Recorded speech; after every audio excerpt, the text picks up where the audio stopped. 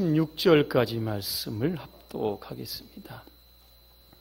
9절의 말씀부터 합독하겠습니다. 이튿날 그들이 길을 가다가 그 성에 가까이 갔을 그때에 베드로가 기도하려고 지붕에 올라가니 그 시각은 제6시더라.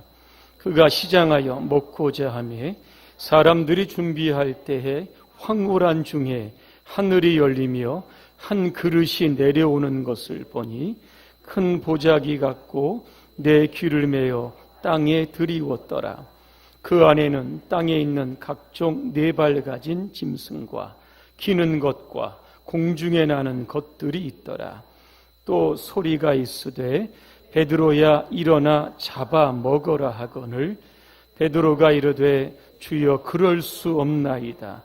속되고 깨끗하지 아니한 것을 내가 결코 먹지 아니하였나이다 한데 또 두 번째 소리가 있으되 하나님께서 깨끗하게 하신 것을 내가 속되다 하지 말라 하더라. 이런 일이 세 번 있은 후 그 그릇이 곧 하늘로 올려져 가니라. 아멘. 하나님이 쓰시는 사람이라고 하는 주제로 말씀을 드리겠습니다. 지난주에는 고넬료의 신앙이라고 하는 주제로 말씀을 드렸습니다. 고넬료는 어떠한 신앙의 소유자인가? 첫 번째는 그는 혼자만 잘 믿지 않았습니다. 온 집안과 더불어 친척과 친구와 주위에 있는 모든 사람들을 하나님 앞에 예배자로 세우는 그러한 전도자의 삶을 살아갔습니다. 고넬료의 신앙은 식민지 계층에 있는 어렵고 가난하고 소외된 계층을 위해서 많이 구제하는 사람이었습니다. 세 번째, 고넬료는 항상 하나님께 기도하는 사람이었습니다. 이런 고넬료의 기도와 구제가 하나님께 상달됩니다. 그래서 하나님께서는 고넬료를 기억하셨습니다. 하나님께서 기억하시는 사람에게 주시는 하나님의 복이 있습니다. 그 복이 무엇인가 하면 오늘 본문에 나오는데 베드로와의 만남입니다. 이 만남을 통하여 고넬료의 집 함께 모여있던 모든 사람들이 성령을 받습니다. 방언을 말합니다.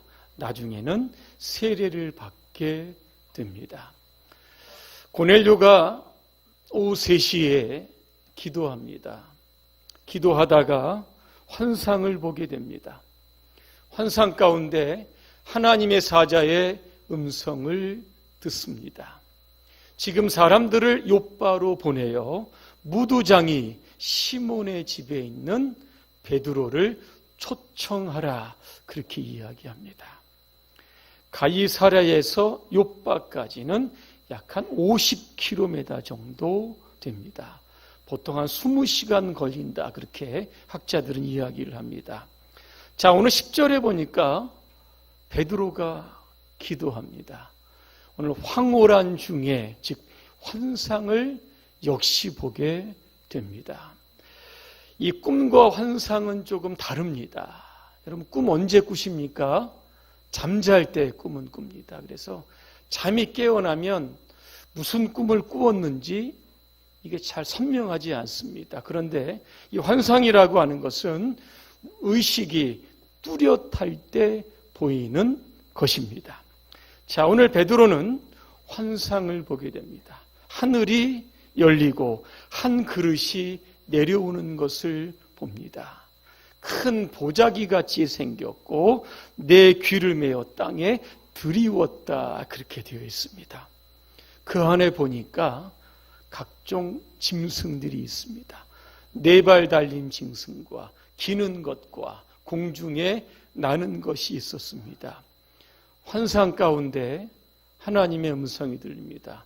베드로야 일어나 잡아 먹으라 그랬습니다. 그때 베드로의 대답이 뭡니까? 주여 그럴 수 없나이다 그랬습니다. 이런 일이 3번 반복을 하고 그 환상이 이제 사라지게 되는 겁니다. 오늘 저는 사도행전 10장 전체를 통해서 하나님은 어떠한 사람을 쓰시는가, 오늘 3가지로 말씀을 드리려고 합니다. 첫째로, 하나님이 쓰시는 사람은 기도하는 사람입니다. 우리는 기도할 때마다 내가 기도한다고 생각합니다. 기도의 주체가 나라고 생각합니다. 그런데 진정한 기도는 그 주체가 내가 아니라 하나님이십니다. 왜냐하면 하나님께서는 기도를 통하여 하나님의 뜻을 이루시기 때문에 그런 겁니다. 로마서 8장에 보니까 성령께서 우리가 기도하실 때에 하나님의 뜻대로 간구하게 하신다라고 하는 말씀이 있는 겁니다. 자, 오늘 베드로의 기도는 하나님께서 하게 하신 기도입니다. 그 기도의 특징이 있습니다. 3가지인데, 첫째는 정확한 기도의 타이밍입니다. 자, 오늘 9절에 보니까 이튿날 그들이 길을 가다가 그랬습니다. 그들이라고 하는 것은 누구일까? 고넬료가 보낸 사람들입니다. 자, 고넬료가 보낸 사람들이 그 이튿날 베드로가 머물고 있는 숙소에 도착을 합니다. 그 시간이 언제일까? 제6시, 즉 정오를 이야기합니다. 그때 베드로는 뭘 하고 있었습니까? 정오에 기도하기 위해서 지붕 위에 올라갔던 겁니다. 자, 고넬료와 베드로의 기도의 시간이 다르고 기도의 장소가 다릅니다. 고넬료와 베드로는 한 번도 만나본 적이 없습니다. 그런데 하나님께서는 이 기도를 통하여 두 사람의 만남을 주선하고 계신 겁니다.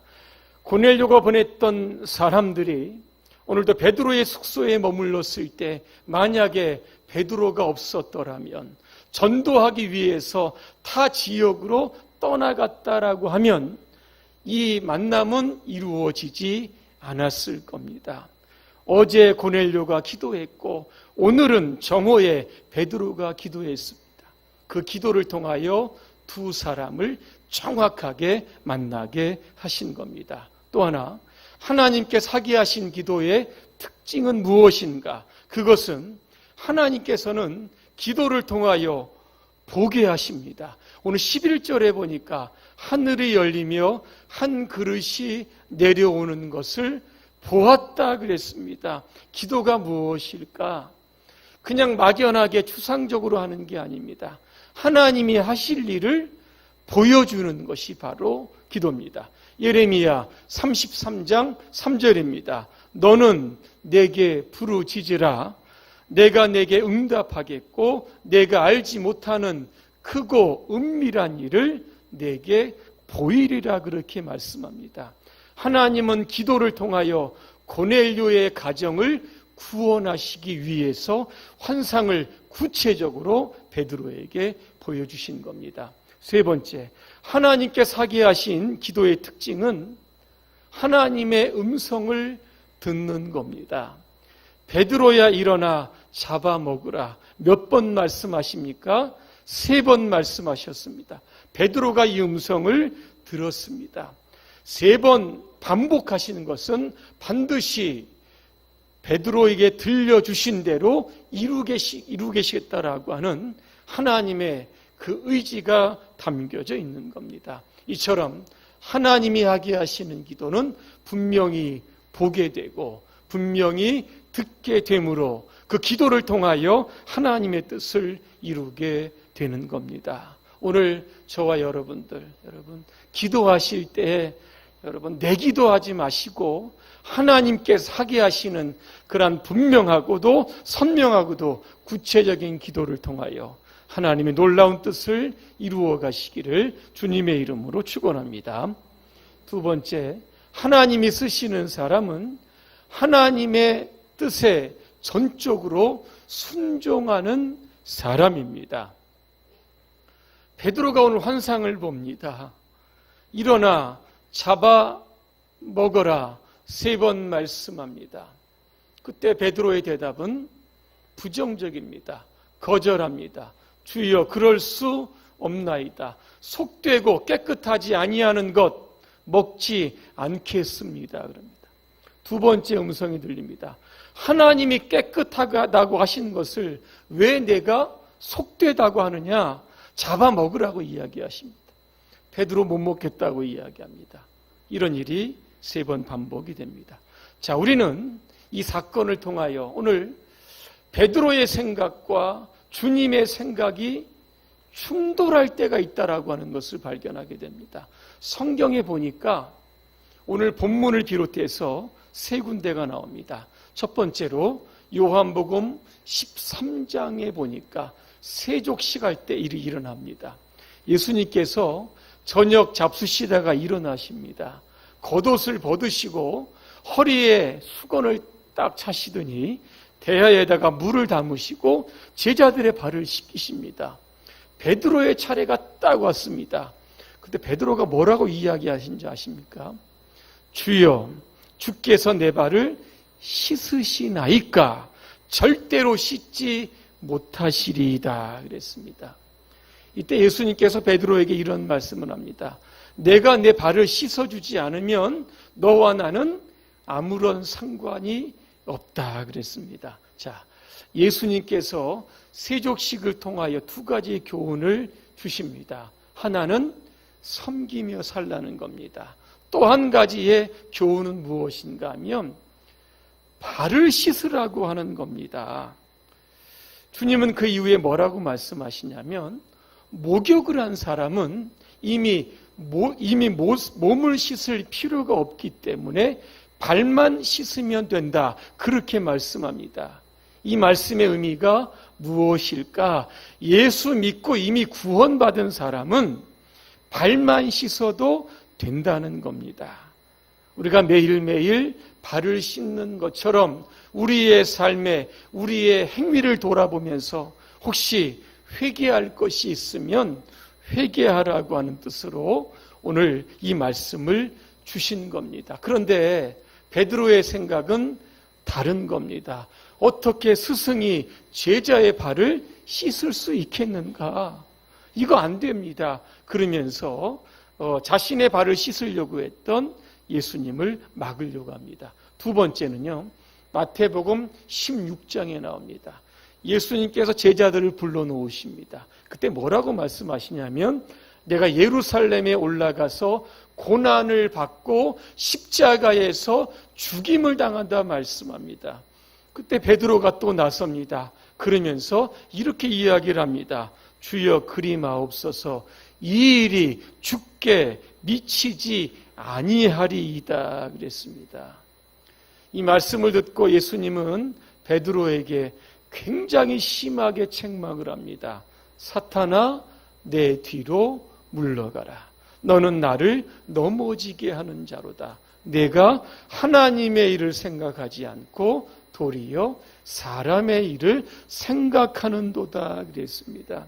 예수님께서 이 땅에 오신 목적은 모든 인류의 죄를 위해서 십자가를 지시는 겁니다. 그런데 오늘 베드로는 3년 동안 동고동락했던 예수님께서 십자가에 죽으시는 것을 인간적으로 용납하지 못했던 겁니다. 그래서 그 죽음을 본인이 막겠다 그렇게 이야기한 겁니다. 그 3번째가 오늘 본문입니다. 잡아먹어라. 오늘 못 먹겠습니다. 유대교적인 관점에 보면 레위기 11장에 보면 음식 중에 먹는 것과 먹지 않는 것들이 열거되어 있습니다. 베드로는 이 말씀을 기준으로 해서 내가 못 먹겠다 그렇게 말씀한 겁니다. 왜 주님께서는 베드로에게 잡아먹으라고 하신 것일까?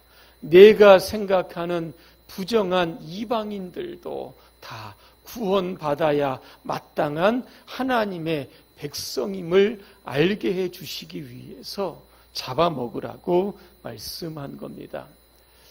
매일 오후 예배 후에 우리 당회원들이 당회실에 모여서 한 2시간 동안 예수님의 사람이라고 하는 이 성경 공부 책을 가지고 함께 성경 공부를 하고 있습니다. 오늘은 우리가 7과 기도하는 사람이라고 하는 주제로 함께 나눌 겁니다. 여기에 보니까 선한 이 목자교회에 관한 이야기가 조금 나옵니다. 교회가 부흥이 됩니다. 그러다 보니까 주차할 차량을 주차 장소가 굉장히 협소하게 됩니다. 그래서 주차 건물을 세워야 된다. 이런 의견들이 대두가 되기를 시작을 합니다. 이미 교회를 짓기 위해서 갚아야 할 빚이 많이 남아있는 상태입니다. 어떻게 할까 고민을 하다가 유기성 목사님은 1박 2일 당회원 수련회를 하게 됩니다. 함께 우리 당회원 장로님들과 기도하는 가운데 하나님께서 이러한 마음을 주셨다고 합니다. 예수님만 목적으로 삼는 그러한 교회를 세우고 주차장을 새로 신설하는 문제는 차를 가져오지 말고 대중교통을 이용하는 쪽으로 그렇게 가닥을 잡아라. 그러한 마음을 주셨다고 합니다. 과연 주차장을 지을 것인가? 아니면 주차장 짓는 것을 포기하고 카풀이나 대중교통을 이용할 것인가? 우리들은 신앙생활을 하다 보면 때 아닌 기회나 때 아닌 위기를 만나게 됩니다. 우리는 이러한 일을 만날 때 하나님이 주신 기회인지 사단이 주는 유혹인지를 분별해야만 하는 겁니다. 왜냐하면 사탄은 하나님을 가장해서 교회를 혼란시킬 때가 있기 때문에 그런 겁니다. 자, 이런 것들을 감별할 수 있는 방법이 바로 무엇인가 하면 십자가입니다.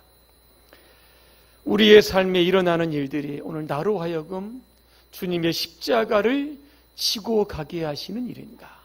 오늘 나로 하여금 신앙생활을 더 열정적으로 만들게 하시는 일인가? 오늘 선한 교회처럼 예수님께 초점을 두고 예수님께 목적을 두게 하는 일인가? 아니면 이 일을 통하여 더욱더 적극적으로 전도하게 하라고 하시는 일인가? 만약에 그렇다라고 하면 이것은 하나님께서 주신 기회입니다. 오늘 베드로가 자신이 본 환상을 의아해합니다. 의심했다는 뜻입니다. 그런데 오늘 19절과 20절에 보니까 성령께서 베드로에게 이렇게 말씀하십니다. 두 사람이 너를 찾으니 일어나 내려가 의심하지 말고 함께 가라. 내가 그들을 보내었다. 그렇게 말씀합니다. 오늘도 여러분의 뜻과 생각이 하나님의 뜻과 생각과 충돌할 때 오늘도 내 것을 내려놓고 하나님의 것을 붙들 때에 성령께서 여러분과 우리의 교회의 앞날을 선하게 인도해 주실 것입니다. 마지막 세 번째입니다. 하나님이 쓰시는 사람은 성령을 받고 전도하는 사람입니다. 오늘 베드로는 고넬료가 보낸 사람들을 만납니다. 그들과 함께 자신의 숙소에서 하룻밤을 잡니다. 그 이튿날 가이사랴로 출발하게 됩니다. 그때 가이사랴에 있었던 고넬료는 무엇을 하고 있었을까? 베드로를 맞을 준비를 하고 있었는데 자신의 온 가족과 모든 인근 친척 친구들을 다 자신의 집에 불러 모았습니다. 마침내 베드로가 고넬료의 집에 문을 열고 들어옵니다. 그때 고넬료는 베드로를 향해서 오늘 33절에 보니까 이렇게 이야기합니다. 내가 곧 당신에게 사람을 보내었는데 오셨으니 잘하였나이다. 이제 우리는 주께서 당신에게 명하신 모든 것을 듣고자 하여 다 하나님 앞에 있나이다. 그랬습니다. 이제 베드로의 설교가 시작이 됩니다. 그 설교의 요점이 43절에 나옵니다. 예수 믿고 죄사함 받으라. 자, 오늘 44절입니다. 어떠한 일이 일어나게 됩니까? 베드로가 말씀을 전하는 중에 고넬료의 가정에 있었던 사람들이 말씀을 듣는 중에 성령이 내려오셨다. 그렇게 말씀하고 있습니다. 성령은 언제 내려오실까? 여러 가지로 성령은 내려오십니다. 안수받을 때 내려오기도 하고, 기도하실 때 성령이 임하시기도 하고, 오늘 본문에 나온 것처럼 하나님의 말씀을 듣는 중에 성령의 임재를 경험할 수 있는 겁니다. 여러분은 어떠한 자세로 말씀을 경청하고 계십니다. 어떤 책에 보니까 말씀을 듣는 사람들의 유형이 여러 가지라고 합니다. 첫째로 어떤 분은 말씀을 들을 때 딴 생각한다고 합니다. 이렇게 보니까 오늘 그런 분은 한 분도 없는 것 같습니다. 어떤 분은 말씀을 들을 때 이 말씀은 자기가 아니라 저 사람이 들어야 된다. 이렇게 생각한다고 합니다. 어떤 분은 말씀을 들을 때 하나님의 살아 능력 있는 말씀이 아니라 그냥 교양 있는 그런 강좌 하나 듣는다. 그렇게 생각합니다. 어떤 분은 말씀을 들을 때 자신의 지식과 경험과 성경 지식으로 하나님의 말씀을 분석하고 비판한다고 합니다. 어떤 분은 말씀을 들을 때 오늘 고넬료의 가정에 있었던 사람들처럼 오늘도 나에게 주시는 말씀으로 듣는다고 합니다. 오늘 이 시간 이 말씀을 여러분 들으실 때 나에게 주시는 말씀으로 붙드시기를 바랍니다. 죄인인 나를 위하여 예수님께서 십자가에 죽으셨다. 이 말씀은 오늘 나에게 주시는 말씀입니다. 사흘 만에 부활하신 예수님은 오늘도 우리에게 영원한 생명을 주시고 천국에 우리의 거처를 준비해 주셨다. 오늘 나를 위해 아름다운 천국의 맨션을 준비하신 그 하나님께 오늘도 감사함으로 우리는 말씀을 들어야 하는 겁니다. 또 하나, 우리의 죄를 용서하시고 우리에게 영원한 생명을 주신 하나님께 내가 무엇을 하며 살아갈 것인가? 열심히 전도하며 살겠다. 옳은 그러한 결단과 각오로 우리가 말씀을 들을 때에 성령께서 우리에게 임하시게 될 줄로 믿습니다. 또 한 가지, 오늘 성령께서 임하시는 이 현장을 보니까 고넬료의 집입니다. 고넬료는 로마의 장교입니다. 함께 있었던 사람들도 이방인들일 겁니다. 그러면 성령께서 어느 때 임하시는가? 베드로가 이방인들에게 복음을 전했을 때 성령이 임했던 겁니다. 왜 성령은 우리가 전도할 때에 임하시게 될까? 간단합니다.